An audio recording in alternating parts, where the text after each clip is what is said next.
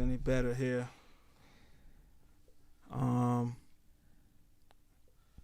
Let's do this.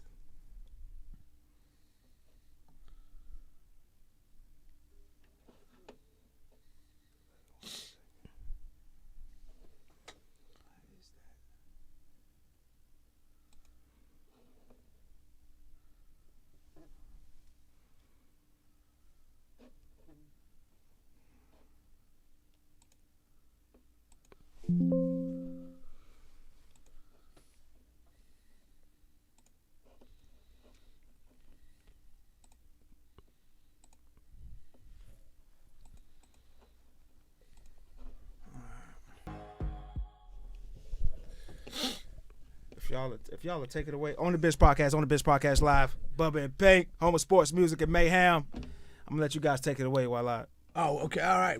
Hey, we are here with Jordan Mccray, sports videographer and photographer. What's good, Jordan? What's happening? So we were talking a little bit before the show got started for real. Mm-hmm. You're a hooper to begin with, played in college. And then how did you kind of figure out that videography, photography was going to be your thing?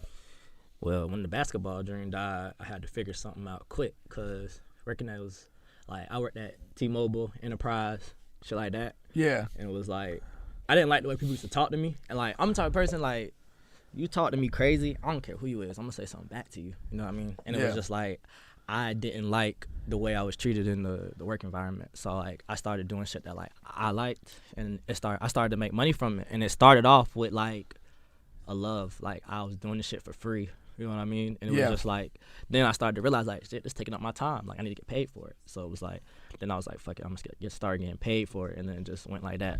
Okay, sounds good.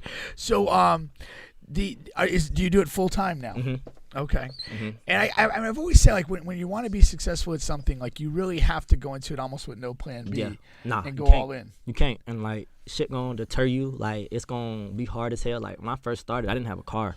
So, like, when I was going to all the games and shit, I was Ubering. So, like, if I was going to Windermere, like, it was $60 there and back. You know what I mean? Like, I got some serious overhead. You feel me? So, it was like, I was really hurting myself, but, like, not really, because it was like you go to one of them games and you leave the game and your mouth drop. Because it's just, like, some of the shit you see, you just, like, what the like these kids are different, like, and they know, like, you know what I mean, like they know the camera there, so it's like a lot of times like they doing stuff for me, so it's like it's dope. That's funny.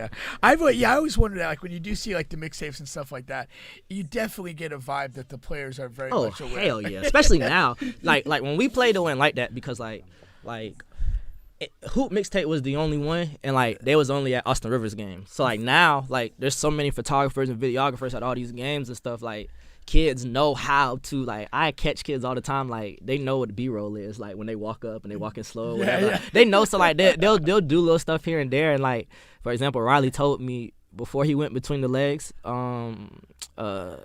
the game when they beat Olympia to go to the Final Four, he told me he was gonna go between the legs before the season started. And okay. He missed in preseason one time, and it was crazy because he almost did it on somebody, which would have been ridiculous. If he would have caught that. But he missed that one, and then the game they was up like 30. I think he might have had like 36, and he went between the legs and he looked at my camera and was like, "It's over." And like when he did that, that shit stamped me because it was like I was the only one that really caught it from that angle. Cause we showed that clip on this show when it right after it happened. Right. But you were the guy that had that shot. Okay. Yeah, like respect for that. And it was just one of them things, dog, that like you don't see that shit every day. You know what I mean? And like I recognize that. Like even like Denzel, like the one that was with Riley, like his first game I saw him play, he had 18 points, and he was a sophomore. But like most people, like, all he had was 18. But like as a sophomore, that shit crazy. And the way he did it, it was just like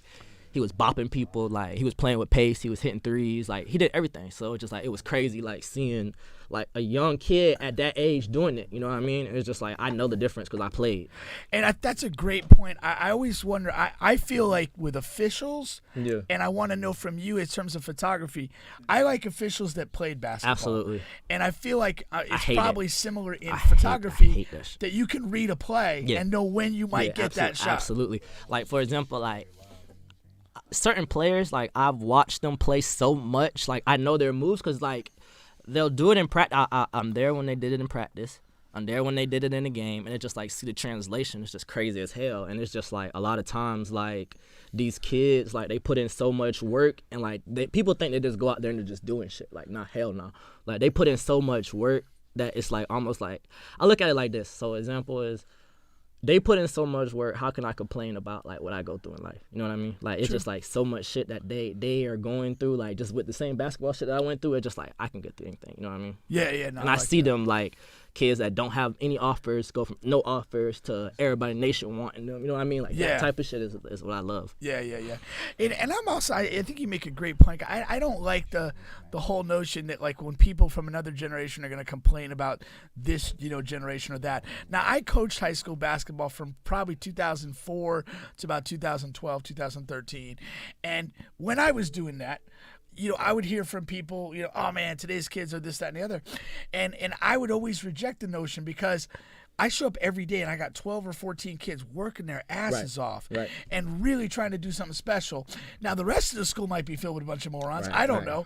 But I've always had respect for that. And that's kind of what you're saying here when you see these guys working and doing great things. Yeah, it's just like, because like I played, but I played in a generation like where like we played outside. That was our working out. You know what I mean? Like we was outside in the streets, and like basketball kept us out of the streets a lot, but it also was like one of them things where it was like we didn't have like the training like they have now. You know what I mean? Right. Like there's so many trainers like my boy Ant, like my boy Rome, like all them, like they be in the gym with the kids just as much, you know what I mean? And they hoop too. So it's like now you're not just getting like an old coach that's out there trying to like show you the move. You actually have someone that can get out there and bust your ass. You know what I mean? So it's like it's a difference now because like now you look at that person like, damn, okay, like I know what they can bring to the table. Whereas like when I played, it was like they would show us a move and like they'd either be so slow when they were doing it or like it was hard to try to like translate it to like what we was doing type shit. You know what I mean? Right. It doesn't seem something that you would actually do in a game. Yeah. Because it looks slow and awkward. Right. Yeah. And like when you see like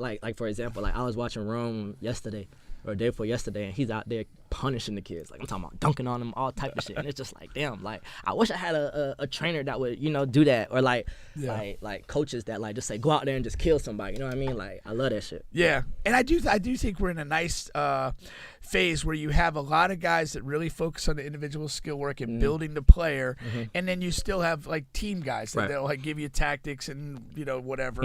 And so like today's player, if they put the work in, they have access to everything they need to succeed. Absolutely, there's no excuse for you not to be good now. Like I feel like I said, like when we played, like I remember I had won a dunk contest and the MVP of my All-Star game when I was a senior, right? And a trainer came up to me, and at the time he was like, it was some ridiculous amount of money that he wanted me to play like every week or something for me to come out. My peoples couldn't do it, so it was just like I just didn't get the training. Right. But apparently it would have worked, so they say. You know what I mean? You don't even know if it's gonna work. Like that's the thing too. Like a lot of times, like I be seeing parents like they don't know like what they don't know. So it's like, for example, like they don't know what a good trainer looks like because they never played basketball a lot of times. Right. So it's like a lot of times like people are being misled by people that money grab, and like that's the biggest thing is the people that try to money grab, because like it's so easy to do it, but it's like the people that really care and like show love, like them the ones that the kids they flock to because they know it's real. You know what I'm saying? Yeah. No, because there are a ton of people out there trying to make a living doing that, and but I also want to spin that back to you. There's a ton of people out there trying to create content on the video photography side. What do you think distinguishes you? I feel like I make my videos how I would want my video made for myself. You know what I mean? Yeah. So it's like if you look up like my name on YouTube, you'll find two things. You'll find my basketball videos, or you'll find the videos that I record. So it's like I made my own mixtapes growing up, and it's just like these kids, like I know what they want because I know what I would have wanted. You know what I mean? Right. It's times where like when I was at my school, like people would be chanting my name and stuff, those type of stuff that I wish I would have had in like my mixtape. But it's like no one was there to record it, you know what I mean? So it's like now, like when shit like that happens, like I already know I'm grabbing that immediately because like I was mad that I didn't get that in my moment. You know what I mean? I hear you. Yeah. No, that makes a lot of sense. Now, how do you connect? Because you're working with some pretty impressive array of players. How did you kind of get networked up to that level of guy?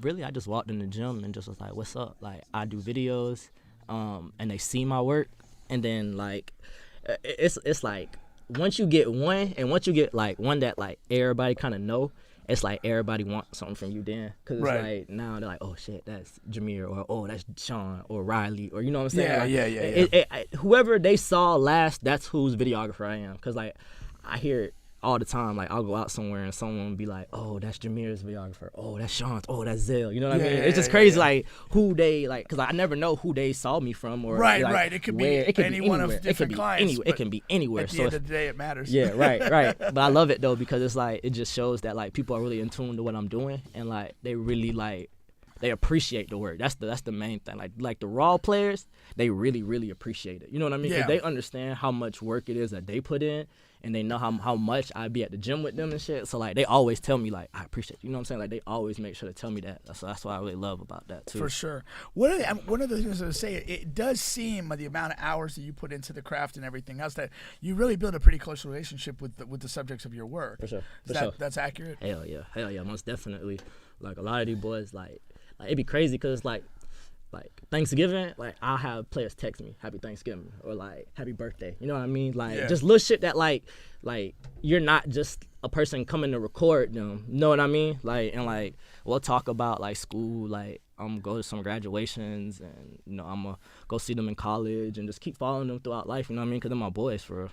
That's cool. I mean, I was kind of in the coaching side, and one of the most rewarding things about coaching is the relationships. Yeah. And to have guys that you coached 5-10 years ago still Right. like be your friend now Right. as an adult, and I think you're kind of on that path as well. And Yeah, that's going to be really rewarding, man. Mm-hmm. Yeah, it is. Bubba, you got something or no? Put him on the spot. Oh man, I'm working through these technical difficulties. Yeah, over here on my side. Yeah. So yeah, I apologize about that, folks who's watching live. Yeah. We'll get the rest done in the post edit. Mm-hmm. So that's why my focus got to go now. It's one of those things like you're in the game, there's nothing going right. Right. You got to stay locked in. You got to stay locked in. You gotta stay ready. I might have to kick a field goal before this is over. And even like me, like it'd be times like where like I say, like where my camera like it'd be overheating and like nobody knows it's overheating, or like for example like my lens messed up, like nobody know my lens messed up, but like it's messed up, and like I still make the best of it because like I know what I'm doing. You know what I'm saying? It ain't about the equipment. Like I thought a lot of people get caught up in the equipment. Like equipment makes it better, obviously, but like when I wasn't having the best equipment or whatever the case may be, people were still fucking with me. So it's like it had nothing to do with the equipment. You know what I mean? It just makes it better. I need you to tell that to my daughter. Yeah. Every time she wants to do something, she wants an expensive piece of equipment. Yeah. And I'm like, at least start working Yeah. first. Like my thing, build it, you right? know? And like I got so comfortable with my shitty camera that like when I got a new camera, it was like, wow, like I don't have to do that no more. I don't have to do that. Like everything was just like it was so simple. So I feel like it benefits you because you can't skip steps in this. Because like if you skip steps, you'll fuck around and get caught in a situation that you can't get out of because you were never in that situation before. Yeah. You know what I mean? So if you go straight to an expensive one, then you'll never know what it was like to have like one that don't work as well. For sure. Let me ask you this. So one thing about life, every field you go in is saturated, right? For so sure. you know, like it's a million podcasters, just like it's a million lawyers, recruiters, whatever you go into, people who do hair, people who rap, Yep. and videographers, it's a million of them. Like for example, last year H League, it was about what roughly at each, like on average at each game, it's what, maybe 4 of y'all, Probably like 5 or 6. 5 or 6, Yeah. covering H League games. How do the players decide which videographer they want to go to? Is it just the one that catches their play? They know who to go to. You think so? They know who to go to. Do you think they really can? Because me, I'm not a player, right? So I don't get highlights done to me or whatever. You know, I mean, I do a little LA Fitness work and stuff, but A little. I can't really differentiate the work between you guys. Like it all looks good to me. All y'all mixtape work. So like for example, like when it's you that's playing or when it's you that's going through it, that's when you can tell because it's like you've done something that you want to see that got caught. You know what I mean? So like the angles are important, like where we catch it at. So like for example, like I sit on the sideline, I sit away from everybody. You know what I mean? And it wasn't like I don't want to be around nobody. It's just like where I sit at is just a better angle for me. You know what I mean? And it's just like my angle gonna always be different than somebody else's. So it's like, well, quality may look similar, but like the video will never look the same. Question, because I'm obviously I'm at the Ace League. I've seen you there. Do you always like if for a game? Are you gonna stay in the same spot for the entire game? I do. Depending on who I'm like what I'm watching. Like you know what I mean. Like the player. Like for example, like certain players that dunk a lot, I'm gonna sit up under their basket because like I want to catch that if they dunk on somebody. But then there's also players that do a lot of dancing that I won't be able to see as much if I'm under their basket, so I'll be behind them. So like they're able, like Tavion Jones, like he do a lot of dancing. So it's like to be able to watch it from the other side, it's just better for me. And then a lot of times like that also changes your so if everyone is under the basket, then everybody's got the same shot. So I always try to like change mine up a little bit, you know what I mean? Just so that way like when the kids get it, it don't look like somebody else's, you know what I mean? If you're working with a particular subject, like Sean, for example, will you go like switch ends on like at the half so you get okay every time. But if you're shooting an Ace League game, for example, you don't have a specific client. I'll stay in the same spot. Stay in one spot. Because then at that point it's like I'm just catching the film and then I'm just trying to make money off of it. And then it's like people don't understand. So like the way that like videos and shit work is like. So like everything that you see on the screen right now, I had to record individually, like, and it's like a lot of different clips, and like so like every game, like when I get home, I probably have like 300 clips that I gotta go through, right? It's not bad. Like sometimes I have more or less depending on how long I'm there, but like I gotta like separate it per folder, and then so like I have one folder for like the game. So let's just say it's DP versus Olympia. Okay. I got that, and then in that I got all the players that I have to be able to make something for. So let's just say Riley, Cam, whoever, you know what I mean? All of them there. Then I have another game, and I do it again for another game. And then when I have enough, because I got a million stories in my head right now. Like, I can tell you about different people I can make a mixtape for right now. And it's just like, once I realize, okay, they have enough for a mixtape, then I go make it for them. So what's your process as far as, are you going out filming random guys who don't know you're actually there for them, and then not no more. I used to. You used to. Yeah, before I got like where I'm at now, like I used to like go out and just record everybody. It didn't matter who, you know what I mean. But like now, it's like I gotta be careful because like people try to take advantage. You know what I mean? Like and I know when someone taking advantage. You know what I mean? Like I can tell just by even the way you ask me. You know what I mean? Because like I talk to a million people. What's a good tell when somebody's asking you? What are they saying? They'll just be like yo, and like I know it's immediately when that yo come, I already know what it is. I already know what it is, and I'm like, what's up? And they'll be like, yo, could you come record me? I'll bless your eyes. And I'm like, yo, bless. I like, dog, if you good, I'm gonna find you. You ain't gotta write me and tell me that. You know what I mean? But it's just like little shit like that they'll say. Which I mean, it's cool. It's all love because I know that they really want me there. You know what I mean? And like as a hooper, like I told you, like I remember like wanting hoop mixtape at my shit or home team hoops or all that. So it's like now it's like I get it. So like I don't get mad. You know what I mean? Does it really benefit you to when you record the top guys versus getting money with whatever the senior that's going to, but the whatever, I don't want to say FAMU. Yeah. Even still, hey. But I'm saying like is it that much of a benefit to you? I'm talking about to your brand to shoot the Austins, the LeBron James, for example. I feel like I would not be in the position I am without them. Like without at all. Without the stars. Yeah. Okay. Like so it is. We work together. You know what I mean? Because like Zell, I was Zell's first mixtape. Like Zell never had a mixtape before. What's the full name? Denzel Aberdeen. Okay. Yeah, he never had a mixtape before. So it's like I'm not just like clout chasing or like a lot of these jits. Like I was with them like if not from the beginning before they committed or before they was going anywhere. So it's like they wasn't big name guys like to me at the time. And plus it was COVID, so like I didn't know like who was like good or like who would have like the crowd rocking because there was nobody in the gym. Like if you look at like when I first started, like them videos, there was nobody in the crowd for real. Yeah. Yeah, he was saying that earlier when you're doing the technical difficulties. Like he'll be places and somebody will say, "Oh, that's Sean's guy, that's Riley's guy," and it kind of automatically creates a little interest because they have already seen his work with one of the higher profile guys. And it's just like I said, like knowing how Hoop Mixtape had everybody in the chokehold and knowing how it made me feel, it's just like I knew that like if I wanted to get my shit out there, like I knew I was gonna be good at it because like when I made my mixtapes, everybody loved mine that I made. You know what I mean, for myself. And at that time, it was to me, it's terrible now. Like, I think it's terrible. But I just knew that I was gonna be good at it. Like I just didn't, like you were saying earlier, like you just gotta have an unwavering confidence that can't nothing shake you. Like no matter what. Now one thing, basketball, football, it's not going anywhere, right? People continue to have kids. I hope to have a boy and he, good enough to have a mixtape. Yes, But have you ever thought about venturing out into any different lanes? I do for videography. See, that's the thing. Like a lot of people don't even know. Like I be doing a lot. Like a lot, like with other people and stuff. I just don't post it on my page because it's like it's no point. It's off brand. Yeah, right, it's right, like right. it like you know how it be like you posting a whole bunch of stuff and then you post something you doing something for somebody in a spa or something like that. Like, what are you doing? You know what I mean? So it's just like I ain't never I don't be posting it, but I be doing it like and like I don't even post all the videos I do for real. Like most of the videos I post like because like it gotta be beneficial for both of us because at the end of the day, I'm running a business. You know what I mean? So it's like a lot of the kids, like they'll go out there and score 5 points in the game and be like, "You gonna post me?" No.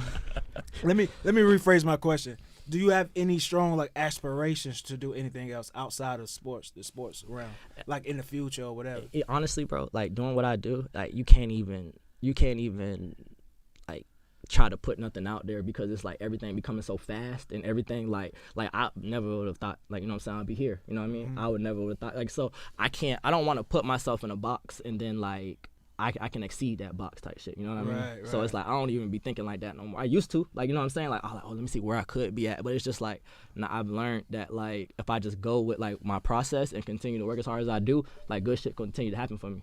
No, that's good. That's good. I definitely wanted to know that. Mm-hmm. All right. Once again, you guys are on the bench podcast with Bubba and Pink, home of sports, music, and mayhem. If you've been watching from the top, we had a little technical difficulty. Still do, but, you know, we rocking the audio still, and we'll fix the video in the post-edit. All right. Really quick here. I want to make sure we get to our very first sponsor, Overkink.com. Overkink.com has all, and I do mean all, of your bedroom needs. Use promo code BubbaPink. All right, and you can get those, whatever you're into, you can get it for a good discount there. Don't forget about Overkink.com. Right. Whatever you're into. I love the way you say that. Because you know people are watching this thinking, damn, what am I into? Some kinky stuff. It doesn't matter, man. All right, so of course I wanted to get into one of the most trending topics of the week, which is, you know, women's college basketball. And there's a couple of different. The 1 week of the year that people care. the Angel Reese and Caitlin Clark. And Caitlin, yeah, it's multifaceted. Now, do you do any? You sent me a clip of a girl. Yeah, I do. What's her name? Jada. Yeah, Jada. What school is she at? And I also hear her name other places. Trinity too, from DP. Yeah. Yeah, they play on Thursday. I'm watching. That's gonna be a big game, right? It's on ESPN. Yeah. ESPN too. Yeah. Nah, Trinity tough. Both of them tough. Like Trinity and Jada, like like it's like even like the girls basketball dog. Like I can't even explain it until you go and like you see it and like you gotta watch like a top game because like if you go to like a bullshit game you gonna look at some bullshit. It's gonna be a turn on. You know what I mean? Like but when you really see them girls getting after it, dog, they really be going. Has Jada committed? Nah, she only a sophomore. Oh, yeah. Wow. Yeah. And I hear her name a lot, so I know she's a really good player. Yeah, she good. So as far as this situation goes, of course we have the taunting that everybody's talking about, and they bringing the race in situation in. But I didn't so much want to talk about that unless you guys had strong comments you wanted to make on that situation.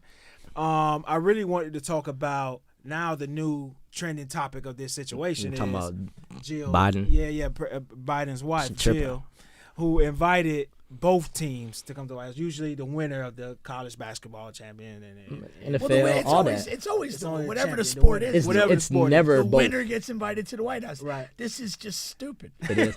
And I feel like she got overly excited because like realistically it's probably been a while. I think Deladon might have been, or Stewart, Breonna Stewart might have probably been the last like white person that was like really good in women's basketball. Yeah. So I feel like she wanted to put her face attached to that somehow, and I feel like the only way she could do it is like, oh, let's bring him to the White House. Yeah.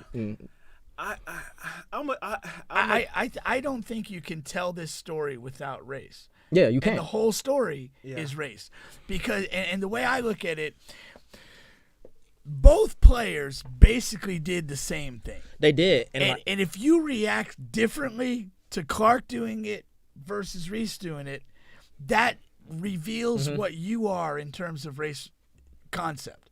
If you think that Caitlin Clark is cool or whatever and Reese isn't, you're a racist. It's that simple. Right. Because you're fundamentally judging two people doing the same thing in a different way, and the only differentiating factor is whiteness. And you know, and I do agree with you in the sense that, you know, with this White House thing, you know, white people are funky. Yeah. They want like representation in things that they're struggling in. Yeah, for sure, most definitely. And they're not, they're not prominent in basketball. They're not prominent in most sports. And when they find like the Great White Hope, and I'm not gonna lie, they latch onto that. Is tough. Well, and I want to say this. I want to continue this point. So the white people will gravitate towards this, and I think that's what Biden fell into. Is this? Yeah, oh, we have this great, absolutely, everybody loves her, whatever. The person that gets lost in this is the actual player. And she's a hooper.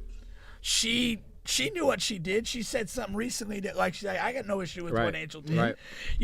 They're fellow hoopers. They exist in the same space. They may not have the same color, but they're hoopers, and that's their commonality.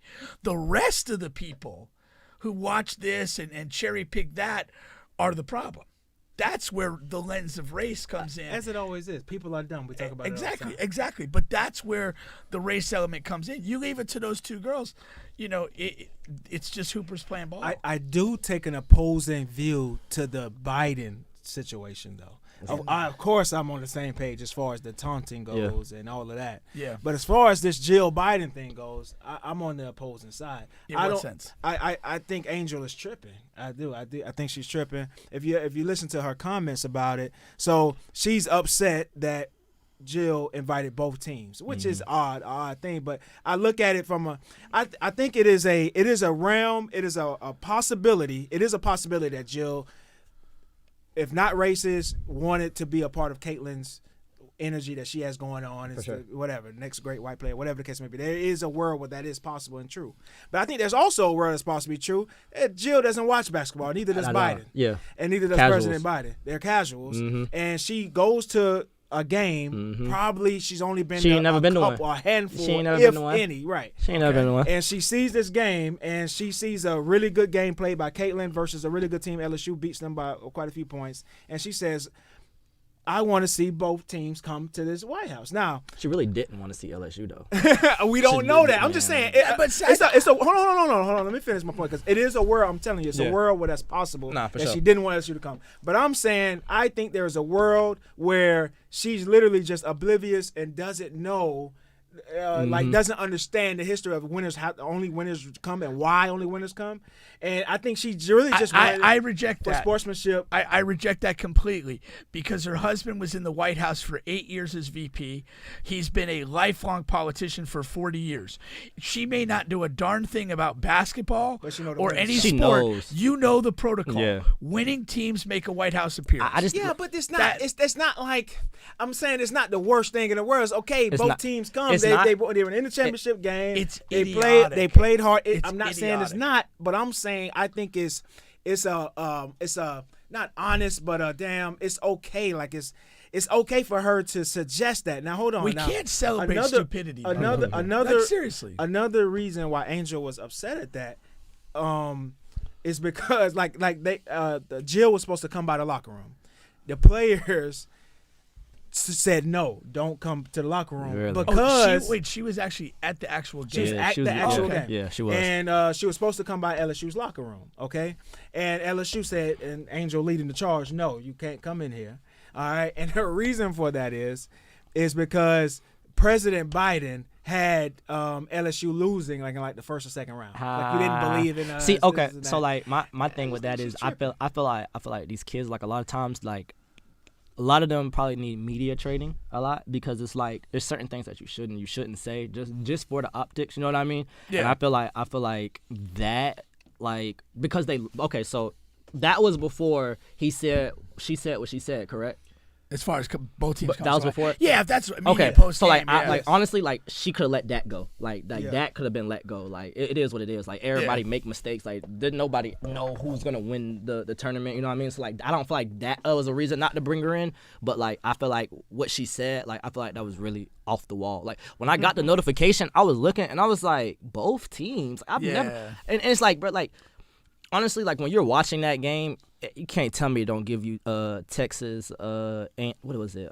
Kentucky and Texas Western. Yes, and Texas Western. Yeah. 100%. You can't tell me that it wasn't the same type of vibe. Even if you was on Twitter that night when it was happening. Well, and you had the same dynamic in the semifinal game with South Carolina. Yeah. You know. All right. Yeah, and that's true. But my overall thing is I think she's tripping a little bit now. Now, my ultimate point to the situation, I told Pink off air about this, is women's college basketball, they seem to thrive off storylines. Maybe not similar to this with the race with the Caitlyn, who's a white girl who's a really good hooper versus, whatever, Angel. But they thrive off good storylines. It seems like every year or every other year, every couple of years, they have a really good storyline with a couple of really good players, and the tournament blows up and a lot of people watch it. Yeah.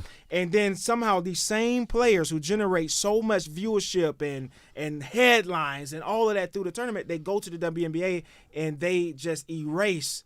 If it wasn't for Grindr going to jail, like Pink said, I didn't even know what team she was playing for in the WNBA. Yeah. See, it's great because they just erased from public memory. My lady, she she played basketball D1 and all that too. So she's real. Like a lot of her friends are in the WNBA and stuff like that. So it's like I watch it because we're watching her friends. You know what I mean? So I'm kind of up to date with most of the players in the WNBA. And honestly, it's getting better. And I'm gonna go record a WNBA game. Courtney Williams, I don't know if you know who that is. She plays for the Suns. Yeah. I'm gonna go record her soon. Okay. And it's just when you're watching them, honestly, they're more skilled most of the time. They're skilled because they have to be they can't rely on their athleticism, their quickness all the time. So if you watch them, they really shoot their ball for real. No, and I don't think it's the basketball. Right. It's just the casuals can't. The casuals. It's hard for people if someone's not getting dunked on or. No, I don't think it's that. I don't think you know why I don't think it's that, because women's college basketball do just fine. Right. This is the most viewed game. I think it's also because think about it. If a college is attached to it, most people they're more likely to watch a college game of any kind over an NBA game too. So it's I feel like it kind of is skewed a little bit because it's the girls, it's going to get better. Absolutely going to get better. No, I think it's the storyline. The college dynamic is unique. It's not really paralleled in the professional ranks. I went to Florida State, and so you'll always have this thing. It's if throughout the course of the year. Now I'm primarily a football and basketball guy, but you'll during the course of if the women's softball team or the baseball team gets close to the title, oh wait, let me pay attention to that a little bit. Yeah. Because I'm Florida State. Right. Yeah, that's because you're Florida State. But what if it was Wyoming? But somebody Wyoming. What I'm saying is, at the college level, you'll always have every school has those people. Yeah. But that's not what I'm bringing up. What I'm bringing up is the women's college basketball have casuals. They had me watching this game. I didn't go to either one of these schools, and they had 19 million other people watching this game that didn't go to any one of these schools. Yeah. But my what was the overall viewership be for the rest of the season? Low. It was the tournament that blew up. There's something about the tournament that draws It's us something out. about the women's college basketball tournament. Because the men's basketball college tournament was low. This was the lowest in the past 15 years. But think about all the teams so it's not think about all the teams that got kicked out early. But that's a part of the men's tournament. But that was huge. This year was more that's why it was so low, because Kansas lost early, Houston lost. We had Memphis lose first round. Look at LSU. What? I mean, look at this. These two guys. What was the women? What was their rankings? They weren't 1 and 1 seed. If I'm not mistaken, LSU was a 4 or 5. No, I think. One of those was a 4 or 5. Well, they had to play each other. Oh no, because when she was at Maryland, because that wasn't the first time she played Caitlin Clark either. No, it wasn't. She used to play her in the Big Ten when she was at Maryland. But hold on, because I didn't bring home the point. But the point I'm bringing home is, I think the women's college basketball is similar to the NBA, where women's college basketball is similar to the NBA, where they thrive off storylines and stars. Yeah. WNBA, they don't thrive off either. They don't do a good job off of pushing either. That's the truth. So my proposal to them, my suggestion, my idea, is to fuel this as a Magic Johnson, Larry Bird moment. Yeah, for sure. With these two women. Fuel that for them coming to WNBA and push the hell out of these two, whether they become great in the WNBA or not. Use this as a catalyst and push them through to the WNBA and continue to push this main storyline. But it will only work if they become great. Because Magic and Larry would not have been what it was if they were not great. But in the beginning, it's going to work. Yeah. It's like rookie season is going to work. For a little bit. But honestly, they don't have anything right now. Honestly. Like, what did the WNBA have? I don't even know who's the best player right now. Like, I don't know anything. The girl at it's two the one girl in New York, what's her name? Yadesco or something like that. The little white girl, she was at where did she go last year? I forgot, but I don't know anything of Yadesco, Fresco. If you're similar to the name, I've never heard of that. Yeah. But like me personally, Caitlin Clark is gonna be a way better WNBA player than Angel because Reese. she can get buckets, she can score. She could, like Angel Reese is just big right now. Yeah. You know what I mean? Like she has a lot to learn. That's why she's like both of them are gonna go back because they're both young. Yeah. But like Angel Reese, a lot of her stuff, like 5 of her rebounds come from her own misses. You know what I mean? And that nothing wrong with it because she's a dog. You know what I mean? But like if you giving me the number 1 pick and I'm picking Caitlin's between, more skilled. I'm taking Caitlin every time. Yeah. And it has nothing to do with race, none of that. It's just like the stuff that Caitlin Clark is doing. Name one other girl basketball player we've ever seen do that. Deladon, Lisa Leslie. That's tough. That's tough. You're saying that though. Who's done it? They've had some beasts in college. Like she's she's not the best women's college basketball player I've ever seen. You could say if you're saying she's the most skilled you ever seen, that's something different. Right. Yeah. That's something different. Yeah. But she's not like the best women's college basketball player I've ever Because seen. you got it's been some monsters to come through. and what's the girl from that retired early? The short guard. The one that went to UConn, and then she Tarasi? Not Tarasi. Nah, not she Tarasi. played a long time. Dang, what is her name? She quit because her husband was in jail. Well, yeah. Oh, shoot, man. Damn, what is her name? Maya Moore. Maya Moore. She was pretty too. Yeah. Maya. So like her, like I feel like she was probably more of a dog than but Maya she still. got buckets. But like if you watch the way that she handles the ball, if you watch the way she got that thing on the string, if You you talking watch, about Caitlin? Or yeah, you talking Caitlin. about- okay. If you see how like she's pulling up from 35, like that's not normal. And it's like every time she shoot the ball, everybody think it's good. And she did this. She basically was like LeBron. Like look at her team. Her team wasn't good. Yeah, they helping us out. Maya Moore, they know. Our viewers know more about women's college basketball than we do. Shout out to Samaya Blunt. That's my first time seeing her. That's my girl. That's your girl? That's my first time seeing her. We can find somebody in the parking lot that knows more about women's basketball than me. I just don't watch the product, man. It's just not good for me. Yeah. Nah, but like it's crazy because Chris like said he likes women's basketball. Honestly, the good. nah, like women's basketball is lit, man. Like honestly, like I've learned to watch it more. Like okay, so when I was younger, I used to go to my girls' game all the time when we was in high school, and like she was raw as hell, and she used to just be killing, like and like she was super long, and she would like get steals and like score a lot. You know what I mean? So it kind of like helped me like damn, girls are really good. Cause like when I was in middle school, like girls were good, but it was like this was the first time I looked at a girl and was like, wow, these motherfuckers can really play. You know what I mean? And then just like over the years, like it got like as I moved forward and like started seeing like more girl hoopers and stuff like that, it just like started to become more apparent that these girls really like put in the same amount of work that we do, and like people gotta know that. Exactly. And Kobe is giving us some names that come to memory. Candace Parker, of course, like, she was good. Skylar Diggins was a beast. I love both of them, right? I love both of them. Like I loved Candace Parker when she was at Tennessee. You know what I mean? I felt she did everything. I just feel like she still was one of them players that like she was big, right? Yeah. And like a lot of her stuff came from her being big. Yeah. She is 6 foot? So she's big and she can shoot. Caitlin. Yeah, she's big, shoot, and dribble. Like that's the thing. Like a lot of them had one of those qualities where like they can dribble but they couldn't shoot, or they were big and they could like make layups and stuff like that. But it's just like the stuff she doing. It's just so like you saying Grinder mostly got off because she was. Hell, she's 6'8". She's 6'8". But remember they were literally talking. Hey, can she go to the NBA? Man, she said that she can beat DeMarcus Cousins. Hey, she said she could beat DeMarcus Cousins. That's ridiculous. That's fucking ridiculous. And you know, but that was a real conversation, and we never amongst idiots. We never had that conversation before about any other women's college basketball player. She believed that shit too. She really did. She did. And DeMarcus was like in his prime. One of crazy. Like we said, anybody could be stupid. You know, but you know what's funny though? Like so, like I'm not gonna completely disrespect her in that way because like so you guys know Alexis Prince, right? Yeah, I remember that name. Okay, I've actually played on the court with her. Right, okay. Exactly. And I was about to say. Alexis was Edgewater, right? Yeah. Okay. So when I was in middle school, Alexis came. She came and she played my school. My school was undefeated at the time. I think she might have dropped 35, easy, like 35. Like I'm like, damn, who the fuck is this? You know what I mean? Like, who the hell is coming and killing our girls like that? You know what I mean? Fast forward to high school, All-American, just killing shit all the way through. And it was like when me and my brother, we used to go to the gym EKO in Eatonville, and EKO. we used to pick Alexis up over boys.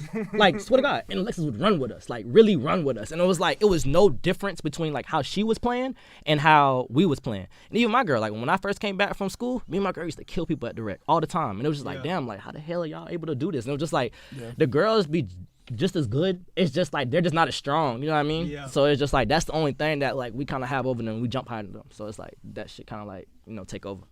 Nah, for sure. All right, once again, you guys are on the Bench podcast with Bubba and Pink, home of sports, music, and mayhem. We're available on all, and I do mean all, podcast streaming platforms, including here on YouTube. Like, share, subscribe, all of that good stuff. All right. Now we got a couple other crazy topics to talk about, but let's stay basketball here while we're in the basketball mood. And I'll tell you what, let's go to my guy. We'll get my guy out the way here. Oh boy. Let's get my guy out the way. Indeed. I've been on a roller coaster this year. I'm a huge 76ers fan. Been one all my entire life. What's the roller coaster? Shout out to AI. Because when we first started the MVP talks, I was saying it was a very tight. Maybe you give the lean to Jokic at the time. Remember when we first started? Okay. And then you go up and down, and then Giannis comes, and B comes, and Jokic comes back. And now I'm to the point where it's Embiid, and it's just like landslide. Like he should win number one. Like for example, like I know Greek as the difference between the three is number one between Embiid and Jokic, and just talking about MVP, not game versus game. But the difference is now that Jokic has sat out a few games, you have the one matchup that they did play, Embiid destroyed Jokic. Mm-hmm. The records are eerily similar. I'm pretty sure they have the exact same record right now, team record. All right. And Embiid is, if you want to, if anything, they're similar offensive players. One just, you got different categories. One is better than the other. Yeah. But Embiid is a vastly superior defensive player. He's a top 5 defender in the league, period, of any position. Okay? Now, between Embiid and Giannis, who Giannis has come on late, he's come on heavy. The difference is when you talk about the valuable piece, he has Giannis has an all-star teammate. Joel Embiid doesn't have an all-star teammate. And I made this argument last night to some guy on my IG, and it was like, well, Harden leading league in the season. Well, first of all, Harden's missed a ton of games, but not only that, the Eastern Conference had 2 all-star replacements.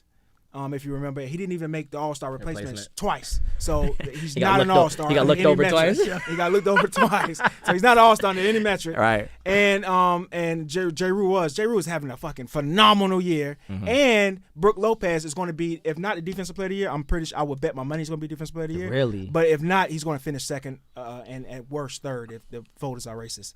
All right. So yes, all right. So he's gonna finish top 3 in defensive player of the year. That so valuable. And also, Giannis has missed more games than Embiid or Jokic. For example, Giannis is out tonight, all right, and he's probably going to miss the majority of the games. Yeah, I just got a notification that AD and LeBron tonight. So, and that's the roller coaster I've been on. Now, the team, Philadelphia in itself, I've been really on a roller coaster because I don't like this team. This one? Yeah, I don't like this team, and it's oddly not for the reasons why in the past. Like Doc Rivers is okay. If we lose or flame out, it's not Doc Rivers' fault. I can't even blame him. He's actually having a decent coaching. Well, you're not up 3-1 yet. I know, right? And Daryl Morey, our GM, he was handed a shit hand. If anybody ever been playing spades or tunk, and you sit down and somebody has to leave and you take over their hand, and you like, God damn. Right. And that's the hand that Daryl Morey was handed. So I can't blame him for the lack of building this team better this soon because he was handed a terrible, god-awful hand. Right. And he did get off of Ben Simmons. And he fleeced the Brooklyn Nets. Oh, yeah, that was wow. Nana boo-boo, Brooklyn. But this team is shit. Tobias Harris is shit. Tyrese Maxey is up and down. He'll score 40 one night, then he'll score 6 points the rest of the fucking season. Yeah. He's very up and down. The role players are shit. He's just a shit team. And Joel Embiid this is the best I've ever seen him. He's the best player on the planet. To pull this team to fucking 3rd seed in the East is a fucking miracle beyond Jesus anything he's ever done. It's ridiculous. Okay, so like I feel like you talking as like a 76er fan, right? Like you've seen this guy before. Right. It's like I'm a Magic fan, right? And my condolences. Listen. Paulo is that guy. But like when you talk about like your role players, right? And I'm looking at like Tobias Harris, like he's a good role player, but I felt like y'all held on to him for a little bit too long when it came to like y'all's team. Like and y'all gave him a lot of money too, and like he was our old player, you know what I mean? So like not a boo boo to y'all because y'all got him now. But it's just like it's just crazy like hearing like other people like gripe about their team, and it's just like your team is good, like your team is third. Our team is good because of Embiid, right? And like I don't think y'all have enough to win it, and like y'all need Harden to be Harden of Houston for y'all to win it. He's not that anymore. Exactly. And I'm okay with that. I like notice I didn't say Harden was shit. I didn't say that. Right. I think Harden has done an awesome job of knowing I'm not that scorer anymore. I love that about him. Change my game, and he's a pure point guard. He's leading the league in assists when he is out there. He's assisting the ball. He's not looking to score. He doesn't have a burst. He knows what he doesn't have and what he does. He's very conscious of what's going on around. He's very conscious. He's not Carmelo. He left that burst in the champagne room of Houston strip club. Never to be seen again. Yeah. You know, so that's what's up. What you think, Pink? I agree with you. It's a fragile, vulnerable team, but that almost heightens the Embiid MVP candidacy. Mm-hmm. And I do think with Jokic missing some games and Denver in general struggling down the stretch, it's Embiid's, man. They couldn't give it to Jokic again. Like no matter what Jokic did, because it's like then you put like basically what y'all saying is he's Larry Bird. He's well, we had that discussion a couple weeks back when it felt like he was closer to winning it. Yeah. You know, they were first in the West. I mean, they're still first in the West, but they were kind of rolling along, and his individual stats were as good as they had been, and he wasn't missing games. And you're like, well, damn, it's hard to give it to anybody else, but. Just fundamentally, you cannot give him that third in your soul. Yeah, that was. And I feel like that's part of the problem too when it comes to the MVP voting, because I feel like they also think about that type of stuff too. Like for example, like Michael Jordan should have more, LeBron should have more, Kobe should have more. You know what I mean? Yeah, and that's the tough thing about awards in the NBA because I want to see that change. I think it should go season by season. I don't think you should think of it in a legacy term. What this guy did in the playoffs. What does this mean if this guy's win 3 or 4 in a row? I don't think you should look at it that way. The problem is they looked at it that way in the past. Mm-hmm. So and that's the issue. Exactly, and they have to continue. They have because then like you think about it, like they gave Nash that one over what was it, Shaq? Yeah. They gave Barkley one over Jordan, but the Nash one is the one that's talked about a lot more. But the problem is there's no concrete criteria to do this. That's also and so you're looking and you're making these arguments and saying, well, you know, what are we looking at? What are we gauging it off of? Yeah, mm-hmm. and it's tough with that, you know. Yeah. I mean, I am happy that the new collective bargaining agreement. Two things: I'm happy they made a new collective bargaining agreement without a holdout or strike or lockout. The players now aren't like that. They want their money and they probably wanting to get it done quick. Yeah, for sure. But apparently they have put in some like game minimum stuff. 65 to be a candidate for these awards, which we can transition to that, right? Because and Draymond Green talked about it on his show there. So the All NBA, you gotta now you have to play at least 65 games. But what Draymond says is, for the All NBA awards, everyone will appreciate this like Pink until you got bums on the All NBA team. So he doesn't like the new rule where you have to play at least 65 games. Yeah, I feel like it's kind of like. I feel like they're what they're trying to do is try to like make sure players play, but like what they don't realize is a lot of times players be hurt. Like you know what I mean? Like sometimes players really are hurt, but it's like I feel like the situation with Kawhi when he was at San Antonio, like I feel like that whole situation kind of like opened people's eyes up because like San Antonio's been doing this for years, dog. Like how many times back in the day Popovich be like, oh, we ain't bringing Tony, we ain't bringing Tim, Manu sitting. Well, like I mean, I guess my thing with the load management is the Spurs were a team that had this aging core of guys, right. And they kind of felt like, hey, for us to maximize and be at our best in the playoffs, this is how we need to proceed. But then that seeped in partly because they were successful doing it to the point that like it's now the standard operating procedure of teams. Yeah. And you're resting 24-year-old guys, like on load management. The only loads they should be managing are the ones they shoot at the hose. It's one of them things, dog, that like it's already, like you said, seeped into the culture, and like they've already got a taste of like, oh, I don't have to play tonight if I don't want to, and I still get paid. Man, Yeah. Nah, that's true. And then the other thing he's saying about the new CBA rules, that the Warriors would be the NBA's last dynasty because of the new CBA rules. They're putting in more stipulations. Basically, they're going to cancel out dynasties, right? Because they're putting in more stipulation as far as on the NBA's salary cap. Mm-hmm. All right, so your team it gets penalized to a degree that you just can't retain your best players, no matter if you draft them. That I hate. That's dumb. That I hate. Yeah. I like dynasties. I think dynasties are good, especially for if you the earned sport. it. Like, Yeah. if a team earned it, how the hell you just gonna be like, oh, y'all won too much, or oh, y'all been together too long, now I got to split up? That don't make sense. Yeah. Because then it's like, okay, so now everybody that talk shit about the players that left, like, now what are y'all gonna say? Because now y'all don't put it into the agreement that they gotta leave. Yeah. Right. Yeah. Now you're forcing player movement. It doesn't, like, it's just like, to me, that doesn't really. I didn't know that part. I didn't that's know crazy. that. I wanted to read the exact part that he's saying. League cracking down on big spenders like the Warriors. Teams more than $17.5 million over the luxury tax will lose the following roster moves. Taxpayer, the mid-level exception, right? So if you're over that much, there's like 6 teams that are currently over that. They wouldn't be able to bring in a mid-level exception, which all those teams take advantage of, right? You won't be able to utilize cash in trades. You can't move first-round picks in drafts that are 7 years away. Signing free agent players in the buyout market is over, and taking on more money than is being sent out in trade. So yeah, those are huge changes. Yeah, I don't like especially any for of those changes. For those big I don't like any of those for those changes. teams that are maxed out. It just seems like people trying to stick their hands in places where it don't belong. Because it's like these people done spent hours of time, I'm sure, scouting these players. Yeah. They spend hours of time like not creating them, but like helping them get to where they are now. And then now you're saying, oh, because we've won a lot. What they probably trying to do is, like, if anything, they can just like bring down the amount of money they make. But like that, I know the players don't want to do that. And one bad contract can screw this shit. Like, for after years. this new rule, if we do another Tobias Harris, you're over with. One max player that shouldn't be a max player, or that's far away from a max player, like Tobias, your team is screwed with these new rules. Right. You have to get it right now. Yeah. There's more pressure on you to get it right, which more players might be upset because they might not be getting these bigger contracts than they be getting, because teams can kind of like take a chance. That third tier guy, Yeah, the third tier who might slide up to a max like a Tobias Harris.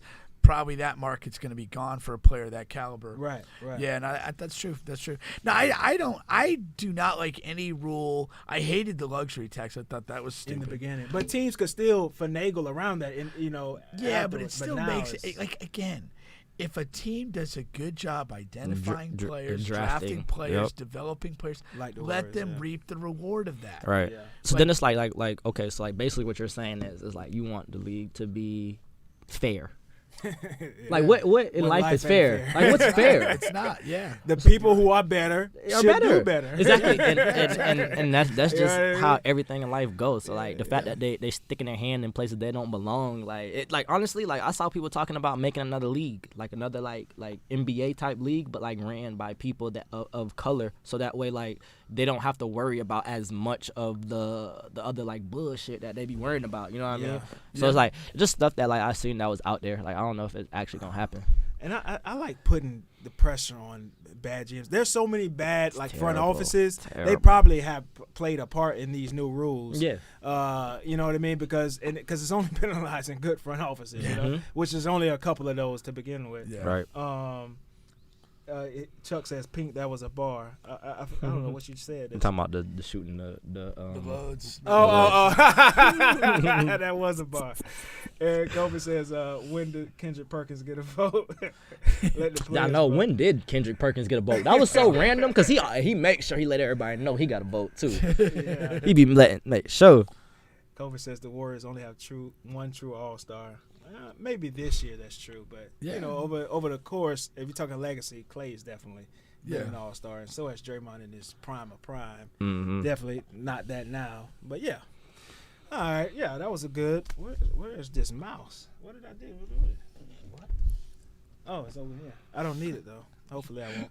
But you're worried about it. Once again, you guys on the Bench podcast. I want to give a special shout out to our second sponsor here, Royal13thebrand.com. Once again, Royal13thebrand.com. Use promo code Bubba Pink and be fresh going into the summer. Promo code Bubba Pink for Royal13thebrand.com. All right, let's get into some crazy stuff here, and then we have some basketball and football to finish the show out. Let's get into some crazy stuff here. So, what's first? Let's see here. Let me pull this up. Right. So we usually do a segment. You so crazy. Started out with some of Bubba's crazy thoughts, and then but there's so many crazy people in the world. There's plenty of room to share that stage. There's plenty of room to share that stage. So every day. I want to share these videos and memes here, and we'll see if they're really crazy or not. All right. So in this top right, you'll see this guy. That shit was circulating on Instagram. Yeah, he brought his baby on his first date. On the first date with a woman. All right, it's How a old is this newborn. baby? It's a newborn. A newborn. Looks pretty newborn. I don't have any kids. They said that baby just came off his mother's titty. Apparently he couldn't get a sitter. You know, who knows this story? I don't know his story. Maybe the Right. the mom, maybe she's not around anymore. She died during childbirth. Yeah, Could wow. have. All right. Who No, knows? if that's the case, it's not a bad move. Not a bad. Not at all. But is his all right? So there's two things. Is he using this for sympathy, like because a single man if- holding with a hell baby. no. If the mother died during childbirth, Yeah. he's bringing the baby on a date for sympathy. Yeah. Like he's hey. I just don't see any situation where like first of all, like my jit is 3. And I bring him to the gym with me sometimes. I couldn't imagine bringing no newborn on a first date. Right. Like you're asking to get cut. Well, the women are on social media saying it's like a definite no. Oh, like, for this sure. Oh, guy's yeah, crazy. sure. He's Yeah, insane. yeah. I don't know no female that's just gonna like be okay with that, because one, that means that you fresh left your baby mama. Exactly. Like, you Yeah, literally yeah, just yeah. left her. You feel me? So like, And that's why unless she's dead, there's gonna right, be issues. right. And so like that, and then it's like, bro, let's look at that. He's not the baby, not even sitting in a chair that's proper for a baby that size. You know what I mean? So just a lot of stuff that the dad is doing that's wrong. Twist. What if it's not even his baby? Nah, what if it's see- a random baby? But like, But see, facts. that's tough. Like how does that help you? Imagine it's the mama's taking the picture and just was being funny. Yeah. I'm telling you, man, women, I think, I was surprised to see how many women were opposed to this, because I think women love seeing men with their kids. Not on and a it's like date though. Maybe that's the difference. Yeah, not like. But Maybe that's the again, the baby's so new. Yeah. That like I said, unless the lady passed away, like you know there's drama. Yeah, Yeah. Like, I just you know, misread it, because Yeah. I thought different, and then reading the comments, I was definitely wrong. If you're a woman, that's a huge red flag. Why do I need mean, to be dealing with this guy? anybody like shouldn't, like, if you're going on a date, shouldn't nobody have no newborn baby Right. with them? Like, first of all, babies are cock blockers to begin with, and then like for you to Unless have they them, nap well. even still, because you know them babies wake up every 2 to 3 hours, so it's like even still, like you still gonna have to worry about the baby. I just couldn't even, like I said, like I just couldn't imagine that shit at all. Right. I would say he's pretty damn crazy though. Yeah. Well, I agree with you guys. After further deliberation, unless the only other thing is unless the baby mama's dead, then we'll deceased. That was like crazy. Anything outside of that, this guy's crazy. All right, so we can move on to the And next. even then, it's kind of a ballsy move. Bottom left. We're just coming from the funeral now. I didn't want to cancel. Bottom left. We all know this guy's crazy. I just wanted to What is the briefly talk story about here? this because it's not being talked about as much in the national media, and it's HBCU, so I wanted to bring it up. So, a man recently was charged after being found on North Carolina A&T's campus with 100 rounds of ammo, several guns, chicken foot, holy water, and other weapons. Oh my god, he was finna go shoot it up. Is the chicken foot regarded as a weapon these days? The chicken foot is like I think it's like one of them spiritual things. Oh, yeah. okay. Yeah, so he's He probably was saying, like, in his mind, whoever or whatever told him to do it is what probably to possess them to have that chicken foot. Yeah, hopefully he's not getting off on insanity here because he needs to spend the rest of his life. Even though I don't think he didn't even do anything. Yeah, he didn't even do anything. But it's just the thought. That's another. Like I wonder what's going to be the outcome. After like every bullet, he didn't get to do anything. Every bullet. I know. Back when I was younger, they used to have a thing like every bullet that you have in a gun that's loaded, like that's 10 years. So like if they do it like that, where it's like you didn't do it but you attempted to, and for every bullet we'll give you 10 years or a year or whatever the case may be, and if you had 100 rounds, you're done. Why don't they just shoot him with the ammunition they got? That's crazy. I'm all for that. Execution. I'm all for that as well. Yeah. I'm on board with that. So we know that guy's crazy. All right. Yeah. So we can move past that. But did they ever was there some sort of plan that was identified or? I feel like the plan was all the stuff at the school. Like that's enough. Like we done had enough school shootings to know a school shooter when we see one, or you know what I'm saying. Like we won't need him to do it. I guess how did he get intercepted before he got to shooting? Probably is there bot. any story on that? Probably bot. I'm sure there is. I don't have it. Huh? When you buy a lot of ammunition like that, like you set off a trigger. Like especially if you young like that. But he made it onto the campus with all this. Yeah. So like I mean, maybe the draw, I guess. Yeah. Not unless he got it from the black web or something. I don't know, but that's crazy. We'll dive more into that story. Maybe have the details by next week here. All right. Now there's 3 quick videos. 2 of them are related to each other, right? So there's this trend going on social media where, and that's the picture in the top left is indicating, where it started with this woman showing a man like how much work she's doing during sex. And says, okay, I see you this. do this. I bet you can't do this for like 30 seconds. And it's, he got up and did that shit. And then the flip side, there's a guy saying, okay, well, let me play the video. All right, so let me play the first one here. This is when I'll need the clicker. Yeah, I knew I was gonna need it soon. You better hold a position and hold it, squat, hold it. Same way you want me to do it, you better be able to do it. Hold it. Bounce. Make it bounce. Make it bounce. Yeah, them knees. Hold them knees in. Hold them knees in. No, don't use your hand to prop. Bounce it. Bounce it on your toes. Bounce it. Hold on. Yeah, rotating your waist at all. You need to rotate your waist. Me, I want to hear ball and complain. Bounce it. You want me to do it for you. You need to show me you could do it too. See why I had to be facing with? That's hilarious because he couldn't do it. Her accent was fantastic. Oh, yeah. Shout out to all my Caribbean women out there, man. Bubba got a lot of love for y'all. Now, and he put out an apology letter on IG saying, I apologize. I thought it was easy. You guys got he said that? Yeah. He apologized to women. To female. Yeah. I thought he was going to apologize for doing it. Nah, that's what I thought, too. Nah, that's funny. That's funny. Here goes the flip side to that situation there. Keep going, but I be going hard. That's not how I be going hard, harder. Hey, no, keep going. Go ahead. What happened? Yeah. What happened? Exactly. 21 seconds. He timed it.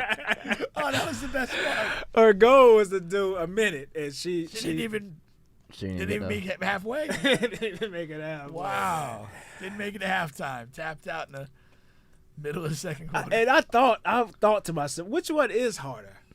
I ain't gonna lie, my knees ain't built like that. So like, I'm glad I'm not a girl. Nah, for real. Like, I'm glad I'm not a girl because like, anything that required me to really bend my knees like that is over with. Yeah, man.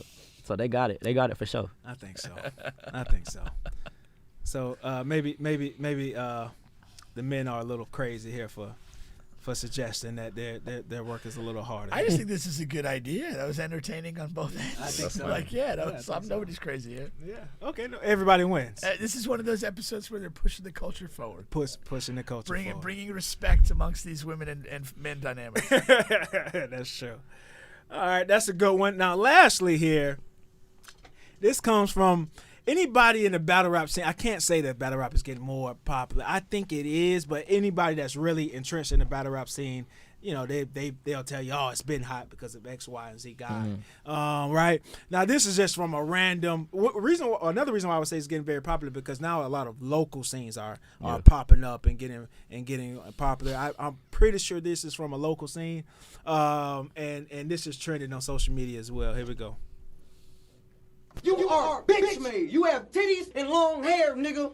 That's how my bitch made. You have no hair.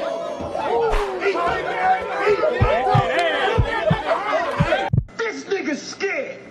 I ain't gonna lie to you. I'm not gonna lie to you. I probably would have went to jail that night. I swear to God. I swear I would have went to jail that night.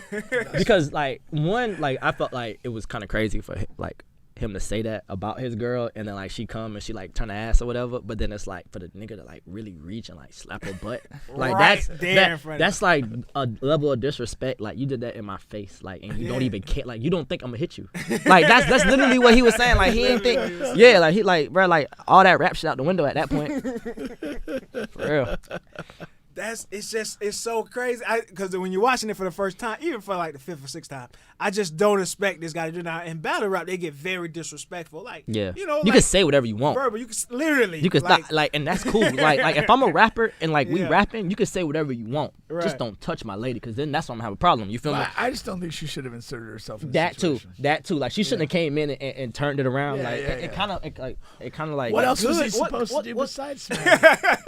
What good can come out of that? Nothing. That's what I'm saying. None. Like, stay on the sidelines. I wouldn't even want my lady in the building if I really care about her, because she's finna be brought up. Yeah. Brought up, and it's gonna make you mad. Because guys the part of the battle rap is people to do their research, so they gonna know everything about your girl, your mama, anything you really care about, your daughter. They gonna talk. They gonna say crazy shit. I see the guy talk about, I had your 10-year-old daughter sucking my. I'm like, yikes! They don't care what. You know what I mean? That's why I used to like Lil Snoop, because Lil Snoop, like he died, and he was like Meek Mill old rapper. And before he died, like the way he got hot was like he would go and he'll do like these freestyles and shit. And Deshaun Jackson had a rapper that he had, and Meek Mill had Lil Snoop, and they came together and they had like a little battle. And Lil Snoop, like dog, like go watch that shit. Like whenever you have time, just go type in Lil Snoop freestyle, dog. And no matter which one you watch, everyone that you see, that little nigga was going crazy. And it was like from Philly? Yeah. Okay. Everything was off the dome. Like he was from Jonesboro, North Carolina. Oh, okay. So like Louisiana, I'm sorry. Jonesboro, Louisiana. But like Lil Snoop, he'll be like, Lil Snoop, rap about that drum over there. Lil Snoop, rap about that dude with the bald head right there. And like he'll just be going. And it's like, that's off the dome, because it's like he's saying shit that's in the room. You know what I'm saying? Right, yeah, and that's just a different level of talent. And that's when I realized that everybody ain't the same. Yeah. That's crazy. No, that's for sure. Well, that's this week's Are You So Crazy? I think everybody was crazy except for the positions. Except for the Nah, I ain't gonna lie. The positions was crazy too, because you're not gonna have me on video doing that. Like, you feel me? Like that was a little bit crazy, but I think the idea was trying to go to a good place. Yeah, for sure. All right. Here, I saw Tyreek on a Bleacher Report video. He's on somebody's podcast. Maybe his own. I wanted to play this really quick and react to it. Chiefs Kingdom, when the Miami Dolphins come to Arrowhead Stadium this year, guess what we gonna do? I hate to throw up the peace sign against y'all. I hate to do it. But guess what? I'm gonna be y'all worst enemy that day. You better change the signals. I know every signal y'all got. He said Miami Dolphins, so he meant to say Kansas City. He played for Miami. Right. No, he said when the Miami Dolphins go to Arrowhead. What he said? Okay. Yeah. Okay. When they go there this year, they play each other. Which the schedule's not released yet, I don't think. So he got, inside information. He's a player, so I'm sure he knows. Yeah, he already knows the schedule for sure. Yeah. Let Aaron Foster tell it. That he probably the script. It's an entire script. Get an advance copy of the script. Tyreek already knows what the maybe he knows Miami is supposed to beat the Chiefs. Right. But yeah, I'm okay with that, with the trash talk and stuff. But what if how big of a difference is it for you if he does knows all of the signals? He was there for a bunch of years. One thing I know for sure, like even like when I played basketball, like if a player transferred or if anything happened, we're gonna change the signals. Like we ain't gonna have that'd be dumb. Mm-hmm. Like especially if a player knows all your stuff, like change it a little bit or like change the variations or like one like basketball different because like if you know a play coming and we know you're going to jump it, we're going to go back door because, like, we know that you know the play. So it's like we're going to call the play, let you think that's what we running, and then go back door on you. So it's just a matter of how smart your coach is for real. Yeah, I think it's an overrated thing. We talked about it with the stolen playbook situation. Yeah, I mean, signals are going to be changed. Again, they're going to know. This guy was here for several years. I mean, and the reality is I'm pretty sure some verbiage, some signals and stuff like that already changed this past year. You know, that he was with the Dolphins. And by the time we get to whatever, week 6, him coming to Arrowhead next year, it's not going to be what you think it is. Yeah, the hell no. And Kansas City, first of all, they know he said that too. So that's bulletin board material. One thing I never do, like with none of the kids that I deal with, like I don't never say nothing that'll allow them to come back or like use me as motivation because I don't ever want to be no negative motivation. You know what I mean? Yeah. And all he did right there was let everybody know that he's coming for them. You know what I mean? It's like it's a certain type of player you can do that. You know what I mean? But it's just like I don't know that shit. I don't know how that's gonna go for him. You know, football players, they envy basketball players, of course, because of guaranteed contracts. They make more money. It's, inside, AC. But outside of quarterbacks, like there's no pressure on any of these other positions. Like Tyreek is a star. He's a superstar in the NFL. He has a big name, big brand. Everybody knows he's fast. He's Cheetah. There's absolutely no pressure on him to win anything. And he's the highest paid receiver right now until the next deal comes. There's zero pressure on Tyreek. Like if he can just go out and do his thing, and you know whether it's a good quarterback, bad quarterback, it's weird. I feel like it depends on your personality for real. Because like T.O., they had a lot of pressure on him. Like who else? Odell. Not to win. But they put a lot of pressure on them. Well, you mentioned to win. And I agree with you. The pressure for a receiver in particular is not necessarily to win, but it's to have catches and be productive. Because you'll have that thing. If regardless of the final score, if Tariq goes out there and has 10 catches for 184 yards and a touchdown, he did his thing. Great job coming back to Cincinnati. But if he kind of gets clamped up and has 9 targets, 2 catches, 17 yards. People. That's gonna be a story coming out of that game. Yeah, I missed most of Deion's reign or whatever. But for Darrelle Revis, like from week to week, I didn't give a damn if the Jets won or lost. Right. I wanted to see his big matchup against the receiver. If he clamped him up, if he did.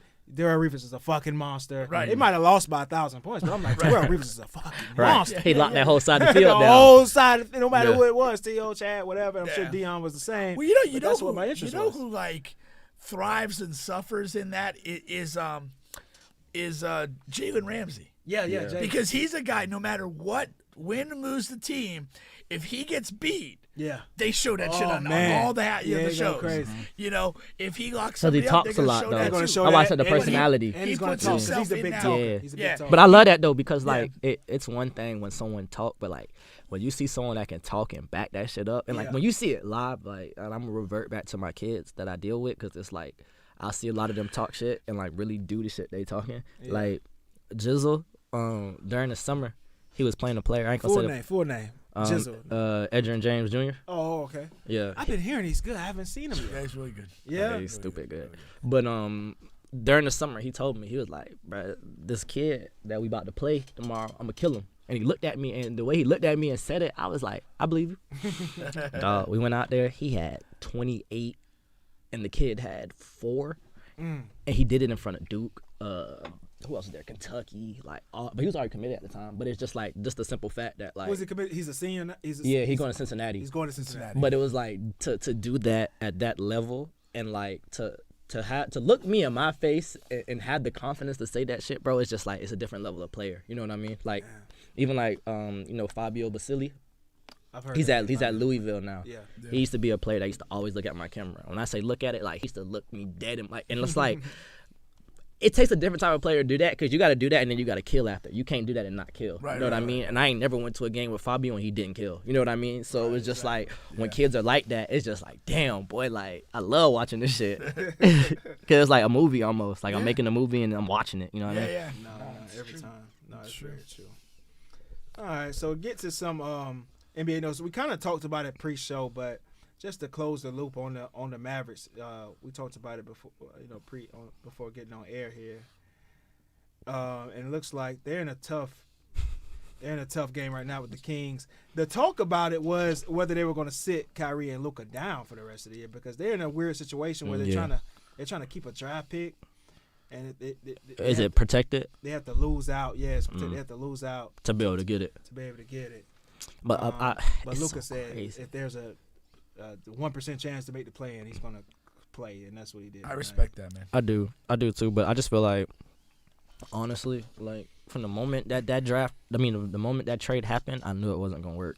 Because it's like you got two of the same players on the team, and they're playing them. They play damn near the same position. So it's like, who's going to guard the next team's best player at that position, like at the 1 or the 2? They're not doing it. Right. And then they traded Doe, so it's like, now what? Yeah. Like, yeah, that was your only perimeter defender, and you traded him. Yeah, it's really been a disastrous trade. And I feel like the only reason why they did it is they did not want LeBron to get Kyrie.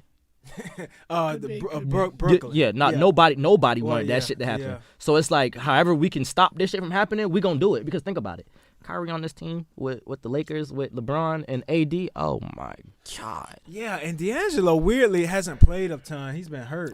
But I love the fit though. I do. It's just that I wish he'd be playing more. Now they're still winning more than they're losing. Right. So as long as he's back, They by the 4-0. playoffs. They 4-0 with him, but them starting. That's what I'm saying. Now, but on Dallas, just looking at it, it's not a lot of room for improvement either. And if Kyrie leaves, that's the thing for me. This year is this year, but if Kyrie leaves, this is one of the biggest worst trades ever. We've had in ever. Quite a few. I years. almost think it's better if he leaves. Why? Because you got to rebuild. That is not a winning twosome of guys. But you could have had Jalen Brunson though. Like You I feel like that's the problem, and like that's the. Well, big picture, that is the problem. 'Cause it's Not like- making that move, but once you let him go, making this move, it hasn't worked. Yeah. Now you can double down and pay Kyrie a bunch of money to have it continue to not work, Right. Or you could be okay with him leaving and just say we fucked up. We got to rebuild a My team. thing is, I think there for is a him. universe where it does work, but you have to fix the pieces around it. If you let him go, the problem is when you say rebuild. The problem is if you let him go, you have nothing to rebuild. Right. With. Like you It's have just Luka. you have an empty structure, but you don't have any money or tools to put up the walls and the bathroom and They the don't have any kitchen. money if he leaves. They will have a little money. Yes, they will have a little money. Yeah. But it's like it's essentially like a little less than a max contract slot, and of course they can move things around to make it a max contract slot. I saw. But that's one player. You know, like But no I draft don't. picks, I one don't player. think the rebuild is with one player. I think Exactly. the rebuild is with the team that you traded away, and it's guys that you picked up in the second round and found here and developed there. Yes. You're not gonna But you let can do Kyrie that. go and then immediately find a good pairing guy for Luka, because that's a tough fit for me. It is, but you can retain Kyrie, and then fill in those guys with minimum and mid-level success. I still don't think it's a good. Those two guys are not compatible to me Yeah. to winning big. Nah, hell no. Yeah. No. And I think the more money and time And that time. you throw into that, That's the thing. it gets harder. It's the time, because And- Luka's and- right in his prime. It's not like he's on his rookie Right. deal. And then like Luka's already like one of them players that like I feel like they gotta cater to. So I feel like they're trying to make him happy, and then in turn not making him happy. So it's like now, like if Kyrie leaves, you got rid of Doe. He already said that he missed Jalen he Brunson. said that. So he's saying all this stuff. So there's like Kyrie leave now, then what? Now you got Luka by himself again. He gonna be happy. Mark Cuban addressed that today for the first time. Yeah. He said that it's parents. He said parents. He didn't say Tim Jalen Hardaway. Brunson's dad. No. Mark Cuban said this. No, Tim Hardaway's Tim dad Hardaway, said something yeah, else. right. Tim Hardaway dad said leadership. Yeah, he say he's soft. Yeah. He said it's soft, and that nobody on that team has leadership, which I thought was interesting because your son is on that team. But That's what I was He thinking. knows what his son is. Yeah, he does. If you know anything, you know what your son is. Right. Nah, facts. For real. And that's real. But what Mark Cuban said was, he was directly asked about letting Jalen Brunson go, and he said that we wanted to keep Jalen, but parents got involved and messed the situation up. Parents tend to always mess situations. Well, so he's talking about Jalen Brunson's dad. Yeah, because but he signed with the Knicks. Works with that the was Knicks. out there when that whole thing was. They could have been. And I didn't believe in Jalen Brunson to the level that he's played. Neither. But that all came quickly. It was all New York. New York was ready to fork the money, and the dad was involved. Like, there honestly, I don't think there's a lot that Dallas could have done. Yes, of course it is. They could have offered him the money. They wanted to come in under market value to retain him because you've been playing with us. You're the home team. Give us a home team discount, and they wouldn't offer him the money that Jalen and his dad thought.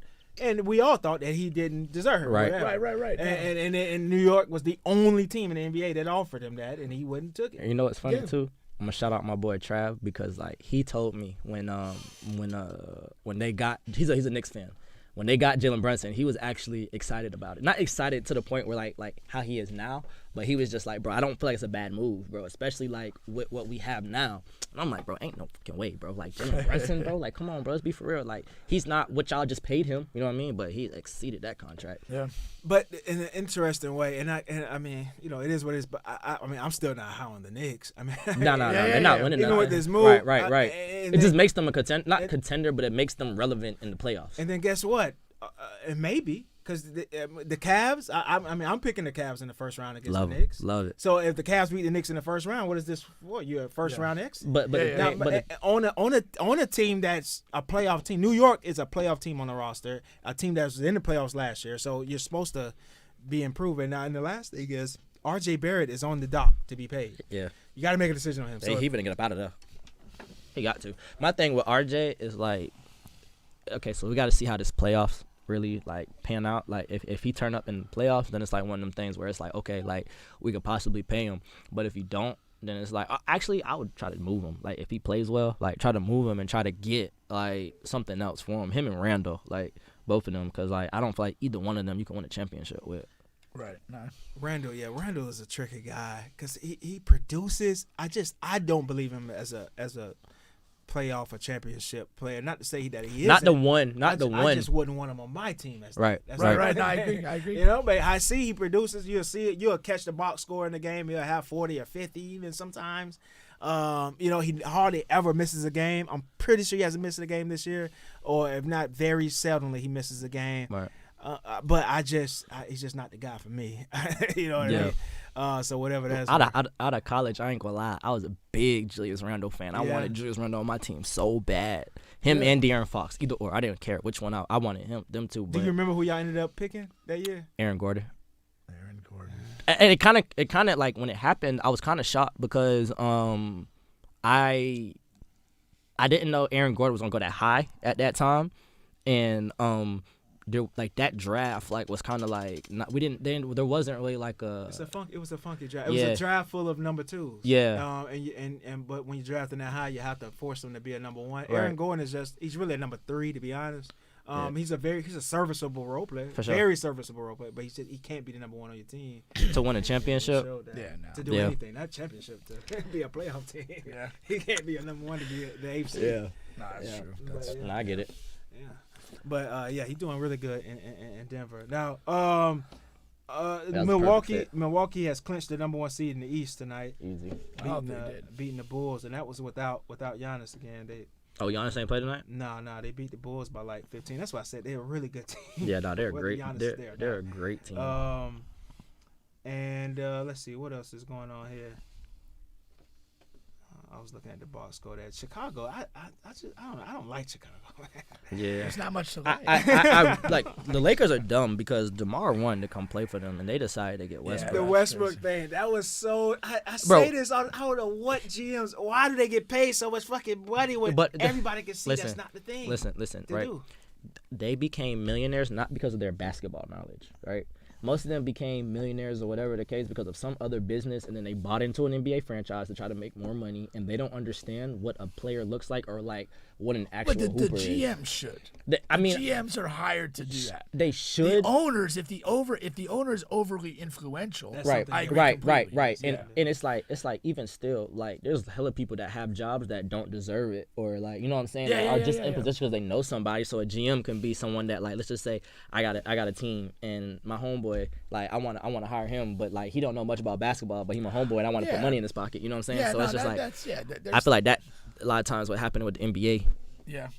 No, yeah, I mean, you do wonder, like, how do these guys get the jobs? and Like, stuff like how that? did you not see that? Like, how the hell did Donovan Mitchell drop so far in the draft? How did Devin Booker? Like, we literally did not pick Devin Booker, and I remember that draft like it was yesterday. But the draft is a crap shoot for the most part. It's really like, not though. Like you can get fooled. You can get fooled. Like I thought you can get fooled, but a lot of times, like the stuff be right in your face. Right like it, like a lot of times, like I swear to God, like it's right in your face. Just a matter of like if you're able to look at it and see. Like a lot of people need a piece of paper to tell them like this is the best player. Like I can walk into a gym and I can watch like the first quarter and I know who the best player is. You know what I'm saying? But some people and some athletes are so raw in the beginning. Like Greek Freak kind of fell to the late middle draft. He's 6'11" though, so it's like when you see 6'11" moving like that, dog, like you know. But he was so raw, like he could barely dribble at the But time. He he's couldn't 6', shoot at bro, all. he's 6'11". Everybody's 6'10". not moving like that though. Not moving like that. That's what I'm saying though. The Greek was so young and coming from such a low level of play. Yeah. You know, he was a bit of an exception in that regard. Right, and the other thing is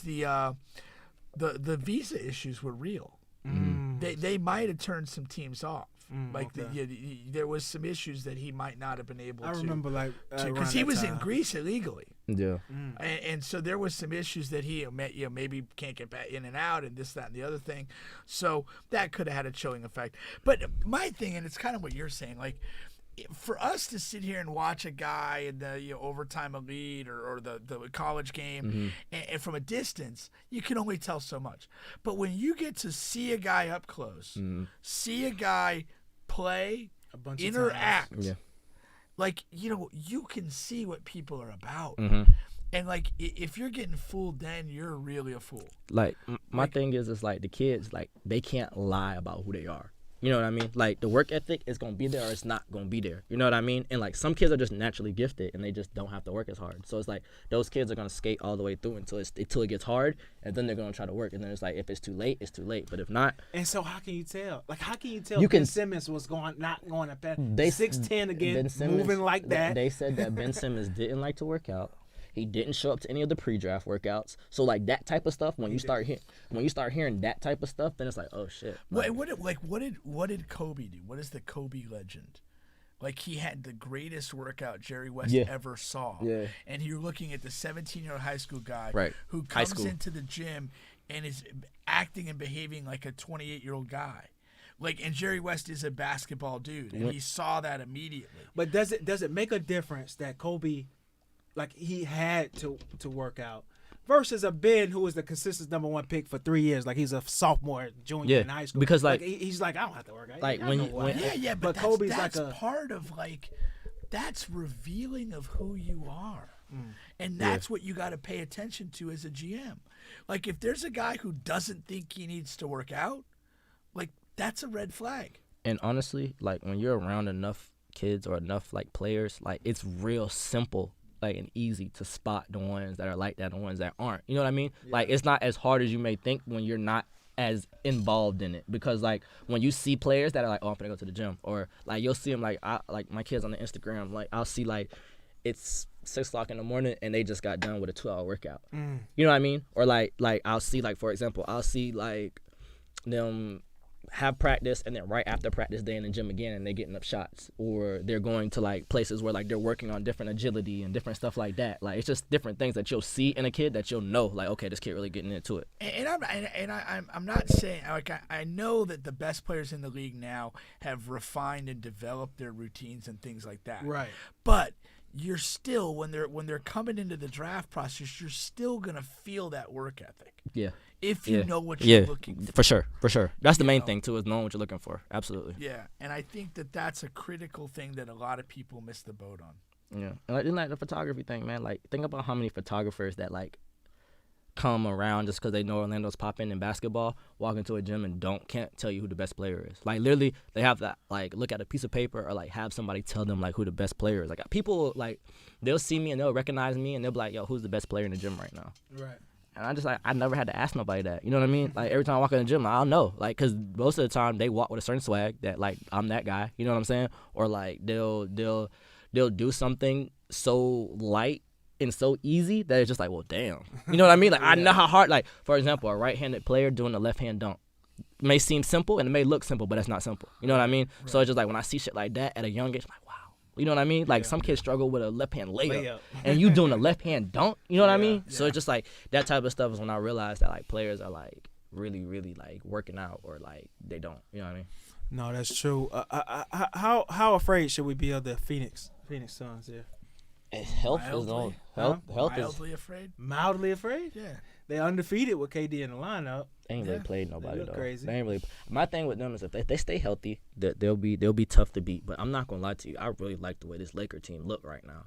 Like, and you're a Laker fan. No, I'm not. I'm not saying you are. I'm saying as a Laker fan, like in theory, you're not afraid of that being a first round matchup.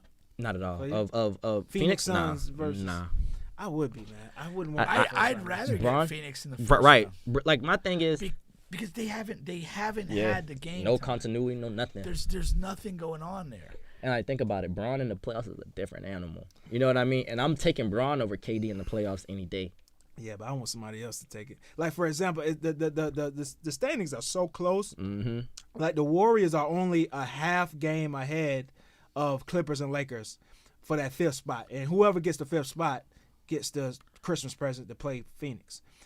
I would rather, if I'm Clippers or Lakers, I want Golden State to play Phoenix. I don't want. Yeah, to get if I'm the one Clippers of them or to Lakers, get knocked out. I don't want to play Phoenix. But basically, you want to play Sacramento. I would rather. Because you don't want to be 7 and get yourself in the that play thing. in. Right, exactly. Yeah, definitely don't want to play in. And that's the thing. Like, you have to win. You can't, like, finagle, like, I'm going to lose here when because it's so close. Right, you can't. And that's what I like about the play-in because it made it to where, like, teams have to play or, like, they have to do something. Because, like, remember back in the day, like, I got my little fantasy going up right now, and, like, Jason Tatum's not playing tonight. Like, he clinched already. If he wouldn't have clinched, like, he would have played tonight. You know what I'm saying? So it's just, like, because of that, certain, like, I got AD on my team, too. AD's playing tonight because they have to win. And it's back-to-back. It's the first time you play back-to-back. You know what I'm saying? So it's just, like, little stuff like that. But you got to go all in to win because of the situation. Yeah. Mm-hmm. No, I do. It creates a really cool dynamic. It really does. Doing the play-in? Yeah. I love the play-in. I'm going to tell you what I hate. This idea of the fucking mid-season. Yeah, that shit dumb. I don't even understand, like, what they're talking about. Well, yeah, to be honest, like, I don't. How is it set up? What are we actually doing? Do you know? It's supposed to be next year, and it's supposed to be what it says, mid-season tournament. All the teams are going to be in. And what they're trying to finalize is what the champion receives. There's different ideas. Yeah, it's either a cash prize or maybe the winner automatically gets a bid in the playoffs. That'd be fine though. If it was like some shit, we're like they automatically. But what do we talk like? So like it's just a 30-team single elimination tournament. The actual specifics, I don't know. Okay. They haven't said anything about it for real. Honestly, though, like I watch obviously a ton of like European soccer and stuff like that, and they have like you have your league, you have the Champions League.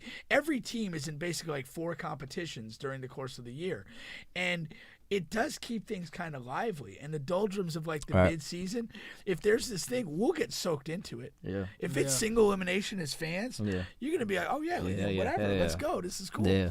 And you might get like an outlier team, like a hot Magic team, making a run. Bro, imagine, or something like that. And then all of a sudden, I got some that interesting. fan base is like, yo, let's go. I got some interesting notes I didn't know about this. Okay, so really quick, the mid-season tournament would be right before Christmas. In order to be eligible for players would not be tested for marijuana use, nor they I saw punished. That's the CBA, or is that? Yeah, I guess the mid-season tournament was involved in the CBA. I didn't know that. Mm-hmm. Let me see here. Team game. They didn't. I thought this was breaking down the tournament. This is just breaking down the CBA. Mm-hmm. When you said that, I was okay. But I didn't know they're not gonna be testing for marijuana. Stack and Jalen Rose been crying about it. People where Stack was. Present players have been rejoicing for hours. Right. Cup games through November. 8 teams advanced to single elimination final. Other 22 will continue with regular season. All games will be a part of the normal 82-game schedule. 1 extra game will be played for the 2 final teams. The tournament games will run through November, beginning of December. And again, 8 teams advance. I almost feel it's a better January event. I just think it should be a no event. I just think it's Yeah, nah, that's You're stupid. gonna get soaked up into it. I guess so. If but your Sixers have a chance to win, you'll get hyped. the fuck, I don't give a fuck about. My No, thing you is will. like, oh, they're gonna You get them will rings. now. But if they're going to the final of that thing, you'll get excited. To wait and get bounced in the second round like we always do in a regular playoffs. But you'll get to have that midseason championship. Right? You say you want to miss the championship, the first one. This year sucks. We gotta draw the Celtics in the second round. I mean, y'all was gonna have to play, face them regardless. You know, that's y'all kryptonite. I know, but that's what I'm saying. I wish we had a higher seed, like second or first seed, so we can avoid. All together. Yeah, that's sad, man. It's fucking sad. But I know what's gonna happen. He said, I know what's gonna happen. Jordan, what you got coming up, man? EYBL coming up soon. What is that? That's the Nike Okay. Summit thing. Yeah, Not yeah. Summit, but basically I travel around with the Florida Rebels during the summer. Who runs the Florida Rebels? Steve Reese. Okay. Yeah, that's my guy. Is that the older guy? Yeah, it's Jalen Reese's dad. Okay. Yeah, Jalen Reese tough. Like that's Yeah. that's the guard for Oak Ridge. Right. Mm-hmm. Yeah, I got some merch dropping soon. Don't know when I'm gonna drop it. This is my merch, everybody. See that Oh, shit. okay, I got you. Yeah, but and really just working, man. I work every day. I actually was working before I came here. I had to do a video for Squad X. Bunch Oh, of the yeah. Squad How X good guys. is Squad X? They tough, man. And they all the kids that I used to play. Not kids, because they're not kids no more. But all the guys I used to play with when I was hooping, like Rod, Josh, Mello, AJ. Like they got a nice little squad. Where can you see that going? Like, what do you know their plan? Do you ever hear them talking while you're filming? Yeah, the real Squad X on YouTube. You can check it out. I'll comment on it and put the link in there. But they basically what they do is they go around and they play like they played Ballers Life East Coast, yeah, and they beat them. So that was pretty big for them. Yeah, they that video went crazy on YouTube. So they started to get like a lot of buzz from that. And then they got a game Saturday. They playing you might have seen him, Slim Reaper on Instagram. Like he's a super bouncy. I'll show you. He's super bouncy. They play him on Saturday. Yeah, they play his team on Saturday, and it's dope too, cause it's like people are starting to like especially like from my era, because like we didn't have this shit so everybody's starting like a new era. Yeah. So it's like people are starting to come out and like wanna like hoop and like wanna like be in places where like you're gonna be recorded hooping. You know what I mean? Yeah. So it's like it's dope, just like going around and seeing all different. I mean, like I know pretty well a bunch of guys on that team, and I guess the way I looked at it is like you got a lot of these like Ballers Life teams and whatever, and they're guys that do the video thing, but I'm like. The Squad X guys are like real basketball guys. Yeah. And I feel like they're probably going to be real good at winning these games. Yeah, nah, for sure. You like, know, it's not even going to be close. And that's what I was Yeah. saying. That's what one of the reasons why I was even getting on with them and like even put my name on some shit with them, because it was like I know who the hoopers are and I know who the hoopers they playing against. You know what I mean? And I Yeah. played against a lot of them too. You know what I mean? So like seeing the team they had, I'm like, well, damn, like this would be good. You know what I'm saying? Like to like help them boys, get the stuff that they need and shit like that. But they're gonna be good for sure. Like if they just keep on and be consistent and stuff like that. That's really what it is. It's like consistency. Like people like seeing consistent people. Like I know y'all know because y'all do YouTube and stuff like that. Like the more you post, the more consistently they see you. Like the more they start to like so I'm pretty sure y'all go out places people always say y'all on the bench podcast. I know y'all probably hear that all the time. You know what I mean? Yeah. So it's just like same thing with them. Like they just keep working. Yeah, that's it. There you go. All right, well, we'll catch you guys next week. You guys have been on the bench podcast above and